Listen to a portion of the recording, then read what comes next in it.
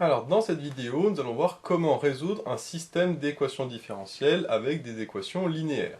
Ici, on a le système suivant, x' égale y plus z, y' égale moins x plus 2y plus z, et z' égale x plus z. Ce sont bien des équations différentielles, puisqu'on a à chaque fois des fonctions x, y, z avec leurs dérivés x', y' et z'. Et c'est bien linéaire, puisqu'à chaque fois on a des combinaisons linéaires de x, y et z. On n'a pas de x carré, racine de y, exponentielle de z, etc. C'est uniquement des combinaisons linéaires. À ce moment-là, on peut résoudre le système de différentes manières. Ici, on va voir une méthode qui utilise la diagonalisation de la matrice associée au système. On verra dans d'autres vidéos qu'on peut utiliser aussi l'exponentielle de cette matrice. Ici, on va faire le cas le plus simple qui est la diagonalisation de la matrice associée. Alors pour ce faire, on va tout d'abord construire la fameuse matrice associée à ce polynôme, enfin la matrice pardon, associée à ce système. Cette matrice, on peut l'appeler grand A, par exemple, et ça va être une matrice 3-3, parce que ici j'ai trois variables, x, y, z, avec trois équations, et donc il suffit de mettre dans la matrice les coefficients de x, de y et de z. Ici, on a de la chance que le système est déjà mis sous forme de colonne, c'est-à-dire d'abord les x, ensuite les y et ensuite les z. Et donc, on a juste à reprendre les coefficients de x, les mettre dans la première colonne, de même pour y et de même pour z. Pour la première colonne, je vois que j'ai 0x, moins x et 1x, donc je vais avoir ici 0, ici moins 1 et ici 1. La deuxième colonne, c'est 1, 2, 0, donc là j'ai 1, 2, 0. Et enfin, la troisième colonne, c'est z, z, z, c'est-à-dire 1, 1, 1. Et en écrivant la matrice A sous cette forme-là, je peux dire que le système s'écrit sous la forme x' de t égale grand A fois x de t, avec le vecteur x de t qui est égal au vecteur petit x de t, y de t et z de t. Parce que bien sûr, quand on met ici x, y, z, ce sont des fonctions qui dépendent de t ou d'une autre variable, mais ici le mieux c'est de la faire dépendre de t, pas de x, parce qu'évidemment on a une fonction qui s'appelle x, mais on peut mettre de t par exemple, c'est vraiment très bien. Maintenant qu'on a déterminé la matrice A associée, on va trouver le polynôme caractéristique, en fait tout simplement on va diagonaliser, si possible, bien sûr, cette matrice. Pour diagonaliser la matrice, il faut calculer le polynôme caractéristique, qui est, par définition, xia de lambda, qui est le déterminant de A moins lambda identité, c'est-à-dire le déterminant de la matrice A avec moins lambda sur la diagonale. Donc je recopie la matrice A en rajoutant moins lambda sur la diagonale. Donc ici j'ai moins 1, 2 moins lambda, 1, et 1, 0, 1 moins lambda. Ici j'ai une matrice 3-3, donc pour calculer le déterminant, je peux faire la règle de Sarrus, donc je vais aller vite dessus parce que ça on l'a déjà vu dans plusieurs vidéos. Donc on fait la diagonale dans ce sens-là, moins la diagonale dans l'autre sens, c'est-à-dire moins lambda fois 2 moins lambda fois 1 moins lambda. Donc moins lambda fois 2 moins lambda fois 1 moins lambda. Ensuite, plus moins 1 fois 0 fois 1, ça fait 0. Plus 1 fois 1 fois 1, ça fait plus 1.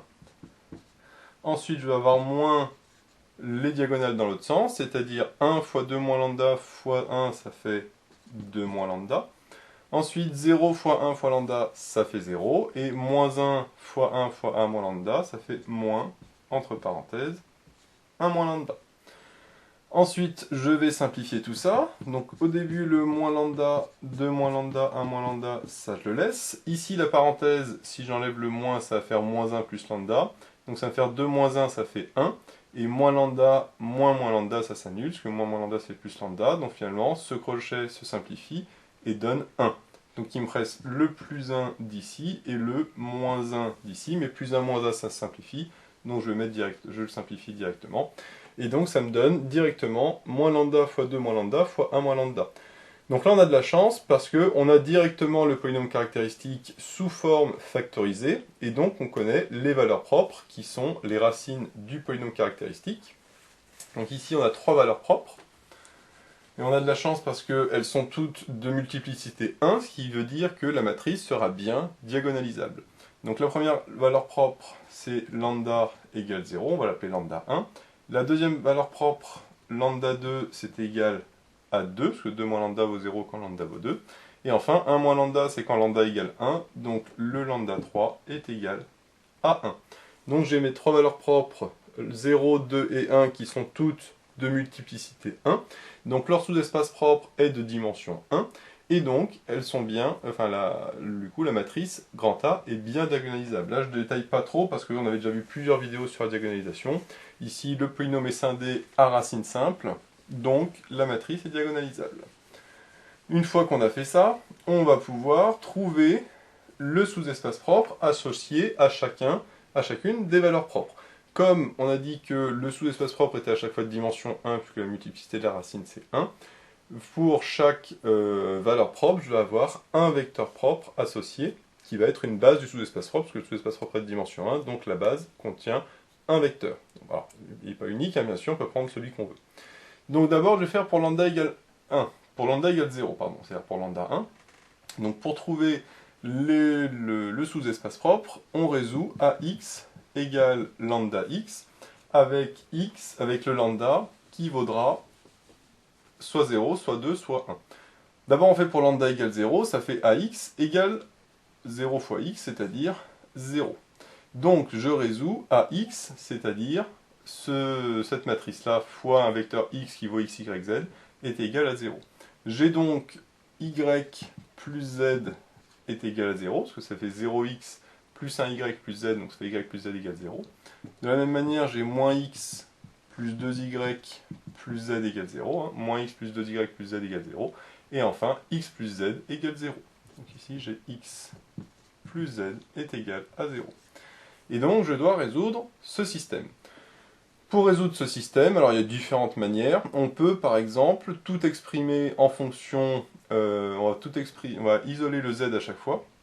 Donc dans la première équation, ça me donne z est égal à moins y. Alors pardon, je vais plutôt faire l'inverse. C'est-à-dire je vais dire que y est égal à moins z.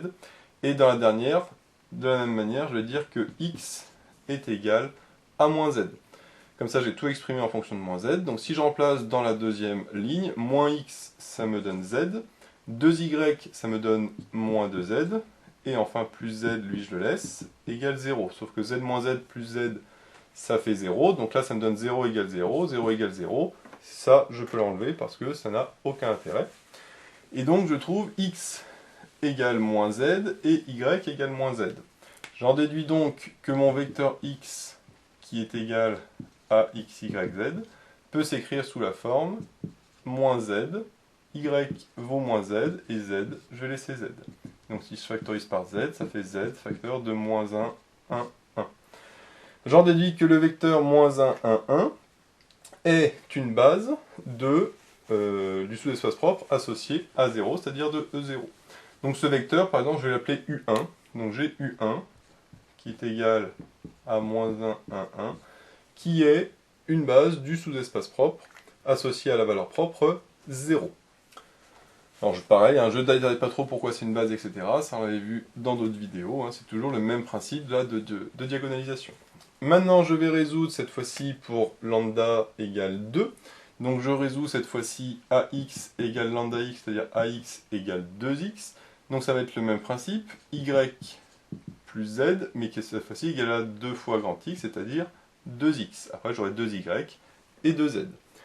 Là j'ai moins x plus 2y plus z est égal à 2y. Et enfin la dernière ligne, j'ai x plus z est égal à z. À 2z, pardon, parce que c'est 2x, 2y et 2z.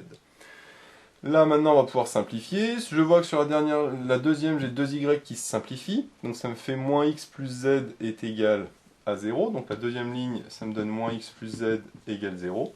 La dernière ligne, si je la simplifie, le moins 2z, ici, ça me donne x moins z est égal à 0. Mais ce que je remarque, c'est que x moins z égale 0 ou moins x plus z égale 0, c'est la même. C'est juste qu'on va multiplier par moins 1. Donc, en réalité, cette troisième ligne est la même que la deuxième. Et enfin, la première, je vais la recopier, y plus z est égal à 2x. Pour simplifier ce système, maintenant, je vais ici, dans la deuxième expression, ça me donne que x est égal à z, puisque moins x plus z, si je passe le x de l'autre côté, ça fait x égale z, et donc si x égale z, à la place du 2x ici, je peux mettre 2z, et donc si les z, je passe à droite, ça me fait y égale 2z moins z, c'est-à-dire y est égal à z. J'en déduis donc que mon vecteur grand X s'écrit cette fois-ci sous la forme grand X égale x, y, z. Donc le x, on a dit que c'était z, le y, c'est z aussi, et le troisième, c'est z, c'est-à-dire z fois 1, 1, 1. J'en déduis cette fois-ci que c'est le vecteur 1, 1, 1 qui est une base du sous-espace propre associé à lambda 2. Je vais donc poser U2, qui est le vecteur associé à la valeur propre 2, qui est 1, 1, 1. Donc ça, c'est le deuxième vecteur propre. Pour le troisième vecteur propre, cette fois-ci, je vais faire AX égale X, puisque lambda égale 1. Donc de la même manière, j'ai x, y plus z, pardon, qui est égal à x. J'ai moins x plus 2y plus z qui est égal à y. Et enfin, x plus z qui est égal à z. Donc là, ici, comme c'est grand X à droite, j'ai x, y, z, alors que quand c'était 2x, j'avais 2x, 2y et 2z. Là, je vois que la dernière ligne, les z se simplifient. Ça me donne donc x qui est égal à 0. Mais si x égale 0, ça va être très simple, parce que si x égale 0, là, ça me donne 0. Donc j'ai y qui est égal à moins z. Maintenant, si ici, le x vaut 0, je le simplifie. Les deux y, moins y, je le mets à gauche, ça fait y plus z égale 0. Mais si y plus z égale 0, ça fait y est égal à moins z. Donc je vois que la première et la deuxième ligne sont les mêmes, donc la deuxième, je peux l'enlever. J'ai donc le vecteur x, qui est égal cette fois-ci. Alors le x est égal à 0, le y est égal à moins z, et le z est égal à z, donc ça fait z fois 0 moins 1, 1. Donc cette fois-ci, mon vecteur U3, ce sera le vecteur 0, moins 1 et 1.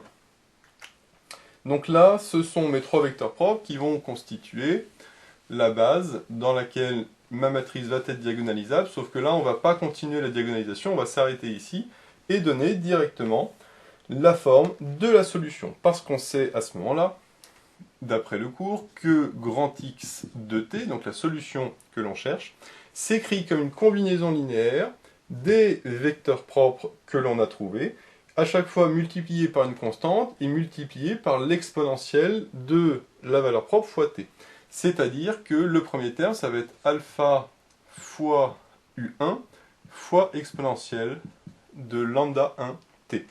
Donc alpha, c'est une constante réelle, U1, c'est le vecteur qui est ici, et à chaque fois exponentielle de lambda 1t, puisque lambda 1, c'est la valeur propre associée au vecteur U1. De la même manière, pour U2, j'aurai bêta U2 exponentielle de lambda de t, et enfin, plus gamma U3 fois exponentielle de lambda 3t. Et maintenant, il ne reste plus qu'à remplacer les lambda et les U par ce que j'ai trouvé ici, donc là, j'ai lambda et les U. Donc si on remplace, U1 c'est égal à ça, donc ça fait alpha fois moins 1, moins 1, 1. Lambda 1 ça vaut 0, E de 0 ça fait 1, donc du coup j'ai rien d'autre. Plus bêta fois U2 qui vaut 1, 1, 1. Et j'ai lambda 2 qui vaut 2, donc ça fait exponentielle de 2t. Et enfin, gamma fois U3, c'est-à-dire 0 moins 1, 1, fois lambda 3 qui vaut 1, donc ça fait exponentielle de t. Alors là, c'est pas forcément très simple de le voir sous cette forme, donc on va aller plutôt l'écrire sous une autre forme. Elle se forme d'un seul vecteur. Parce que là, j'ai une somme de 3 vecteurs, donc ça me donne un seul vecteur que je vais pouvoir regrouper. Donc j'ai finalement grand X de t qui est égal, alors selon la première coordonnée, je vois qu'ici j'ai alpha fois moins 1, donc ça me fait moins alpha. Bêta fois 1 fois exponentielle de t, ça fait bêta exponentielle de 2t. Et enfin ici, gamma fois 0 fois e de t, ça fait 0, puisque gamma fois 0, ça fait 0.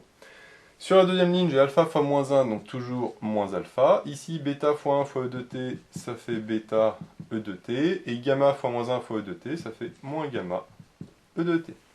Et enfin, la dernière ligne, alpha fois 1, ça fait alpha. Bêta fois 1 fois e de t, ça fait bêta e de 2t. Et ici, gamma fois 1 fois e de t, ça fait plus gamma e de t. Donc voilà ce que je trouve comme solution, avec alpha, bêta, gamma qui appartiennent à R3. Et bien sûr, ce qu'on peut dire, c'est que ce grand X, on a vu que c'était x de t, y de t et z de t, c'est-à-dire que la première coordonnée ici correspond à x de t, cette deuxième coordonnée ici correspond à y de t, et cette troisième coordonnée ici correspond à z de t. Donc après, si on veut, si on cherche y de t, bon, on dit y de t égale moins alpha plus bêta e de t moins gamma e de t avec alpha, bêta, gamma qui appartiennent à R3, qui sont des constantes à déterminer avec les conditions initiales, mais qu'ici on n'a pas. Et les trois constantes, de toute façon, alpha, bêta, gamma, se déterminent avec les conditions initiales qu'on a éventuellement, mais ici, il y en a pas, elles ne sont pas données. Donc voilà l'idée générale de la résolution d'un système d'équations différentielles linéaires grâce à la diagonalisation des matrices. Comme on le voit, il suffit de trouver une base de vecteurs propres associés aux différentes valeurs propres, et après on additionne les termes associés à ces vecteurs propres et valeurs propres, et comme on l'a vu, c'est à chaque fois une constante fois le vecteur UI fois exponentielle de lambda I fois t, avec lambda I, la valeur propre associée au vecteur propre UI. Alors ça, bien sûr, c'est vrai uniquement si la matrice est diagonalisable, comme c'était le cas ici. Si la matrice n'est pas diagonalisable, c'est un petit peu plus compliqué. Alors pour terminer, on va juste voir le pourquoi du comment. Si jamais on ne connaît pas la formule k fois ui fois exponentielle de uit, on peut redémontrer un petit peu le principe. Nous, ce qu'on a vu, c'est que le système du départ peut s'écrire sous la forme x' égale ax. Et on va voir l'intérêt de diagonaliser la matrice A. Si la matrice, on peut la diagonaliser, on sait alors qu'elle peut s'écrire sous la forme P fois D fois P-1 fois X, avec P, la matrice de passage de la base canonique vers la nouvelle base, D, la matrice diagonale constituée des vecteurs propres, et P-1, la matrice inverse de P. Ça, c'est le principe de la diagonalisation.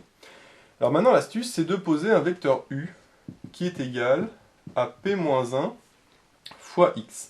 Donc comme x, lui, dépend de t, u va dépendre de t également. Et donc on peut très bien dériver u, donc en fait ça revient à dériver chacune des coordonnées. P-1 étant une constante, on le laisse, et ça va être P-1 fois x'. Puisque x dépend de t, puisque x c'est x de t, y de t, z de t. Et donc si je multiplie par P, à gauche et à droite, ça me fait que P u' est égal à P fois P-1, donc l'identité, fois x', et donc c'est égal à x'. Si je réinjecte maintenant tout ça là-dedans, donc x', je vais remplacer par Pu', donc j'ai Pu' qui est égal à Pd, et P-1 fois x, on a dit que c'était u. Donc du coup, ça me fait Pu' égale P fois D fois u. Et maintenant, si je multiplie à gauche et à droite par P-1, le P va s'annuler, et ça me donne donc U' est égal à D fois U. Et c'est là qu'on voit l'intérêt de la diagonalisation, puisque U', c'est en réalité les coordonnées de x de t, y de t, z de t, mais dans la nouvelle base B'. Donc le U de t, on peut écrire que c'est x1 de t, y1 de t et z1 de t, avec x1, y1 et z1, les coordonnées de x, y, z, mais dans la nouvelle base constituée des vecteurs propres que l'on a trouvés. Ensuite, quel est l'intérêt d'avoir cette fois-ci U' égale DU? Eh bien, ça peut dire que U', c'est x1', y1' et z1'. La matrice D, c'est la matrice diagonale constituée des valeurs propres qu'on a trouvées ici, c'est-à-dire lambda 1, lambda 2 et lambda 3, et le vecteur U, c'est égal à, comme on l'a vu, x1, y1 et z1. Et là, si on multiplie les deux, ça va nous donner ici lambda 1, x1, ici lambda 2, x2, et ici lambda 3, x3. J'en déduis donc, par égalité avec la matrice ici, que j'ai, enfin le vecteur ici, que j'ai x'1 qui est égal à lambda 1, x1, y'1 qui est égal à lambda 2, x2, y1, pardon, c'est y1 et z1. Donc lambda 2 fois y1. Et enfin, pareil pour z1, z'1 égale lambda 3 fois z1. Et là, je retrouve des équations que je connais. Si x'1 égale lambda 1 fois x1, ça veut dire que x1 est égal à une constante fois exponentielle de lambda 1t. Pareil pour y1 et pareil pour z1. Donc je peux très facilement, grâce à la matrice diagonale, trouver le x1, le y1 et le z1. Et une fois que j'ai x1, y1 et z1, je peux retrouver le grand X, parce que nous, ce qu'on avait vu, c'était que x', donc le fait que x' soit égal à ax, nous on avait posé après u qui est égal à p-1 fois x, c'est-à-dire x qui est égal à p fois u. Avec u qui est constitué de x1, y1 et z1. Et donc ma matrice P qui est constituée des vecteurs ici U1, U2, U3 que j'ai trouvé, fois le vecteur U constitué de X1, X2, X3, enfin X1, Y1, Z1 pardon, que j'ai trouvé, ça va me donner la fameuse formule que j'ai trouvée tout à l'heure, qui est le fameux K1 exponentielle lambda 1t fois U1 plus etc. avec pareil pour lambda 2 et pour lambda 3. Et si vous refaites le calcul ici de P fois U, vous verrez qu'on retrouve l'expression que j'avais trouvée tout à l'heure pour grand X de t.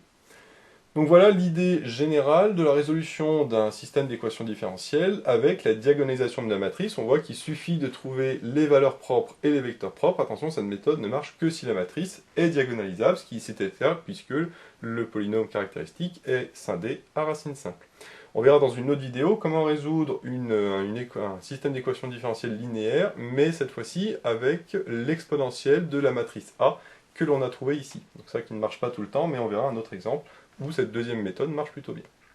Donc voilà, j'espère que cette vidéo vous sera utile. N'hésitez pas à vous abonner pour être au courant des nouvelles vidéos qui sortiront. J'ai mis le lien dans la description vers l'énoncé de l'exercice, ainsi que vers d'autres exercices sur ce chapitre. J'ai également mis le lien vers la page Tipeee où vous pouvez soutenir Méthode Maths. Et moi je vous dis à bientôt pour de nouvelles vidéos.